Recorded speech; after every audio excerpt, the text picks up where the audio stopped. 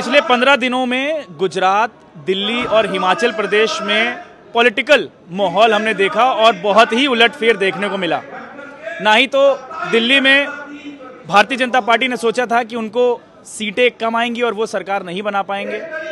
हिमाचल प्रदेश में बीजेपी को लग रहा था कि वो सरकार बना लेंगे और गुजरात में बीजेपी को इतनी बड़ी बहुमत के साथ जीत हासिल करने की बिल्कुल भी संभावना नहीं लग रही थी। लेकिन 156 सीटों के साथ बहुत बड़े मार्जिन के साथ भारतीय जनता पार्टी ने जीत हासिल की, जिसके कारण पीछे मेरे नरेंद्र मोदी, अमित शाह और जेपी नड्डा जो कि भारतीय जनता पार्टी के प्रेसिडेंट हैं वो मौजूद हैं और जो कार्यकर्ता हैं उनको संबोधित कर रहे हैं।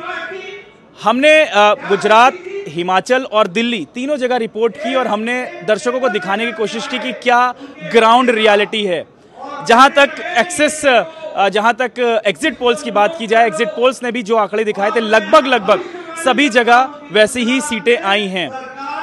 लेकिन जिस तरीके से गुजरात में 156 सीटें आई हैं उसके लिए आप क्या कहेंगी? मतलब exit polls had showed around 140, but BJP had never expected that this kind of huge margin they are going to win. So of course we are seeing that it's a landslide victory we have seen in Gujarat, and whereas in Himachal it was BJP, wherein I spoke to BJP leaders, by Zafar Islam or others, they have said that it's a quite disappointment and they will be walking with it. But when I asked them about the Gujarat and the reason behind this landslide victory, they said that of course their campaigning was definitely much grounded and for the people, and of course Gujarat people always wanted PM to be back there, and that's why it's always that BJP would be coming there, and it was not a shocking for them. And this landslide victory, even they said that this landslide victory obviously because people who were earlier did not vote for BJP, this time they have also turned their face toward BJP, seeing that they whatever the work they have done so the past. Actually, that is what the point is. 27 years of rule in Gujarat of the Bharatiya Janata Party. People still want Bharatiya Janata Party to rule the Gujarat state.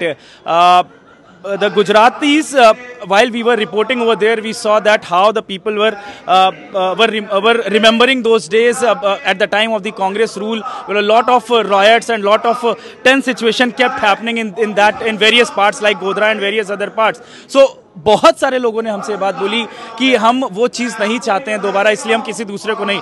वहीं आम आदमी party की बात करें, आम आदमी party यहाँ पर तीसरा फैक्टर था, उसने भी जगह बनाई है।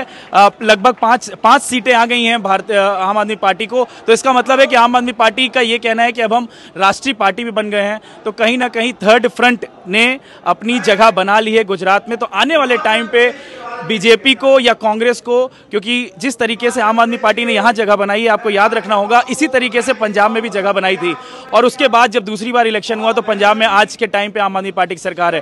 तो बहुत ही सतर्क रहना होगा भारतीय जनता पार्टी को गुजरात में, जैसे जैसे आम आदमी पार्टी बढ़ रही है।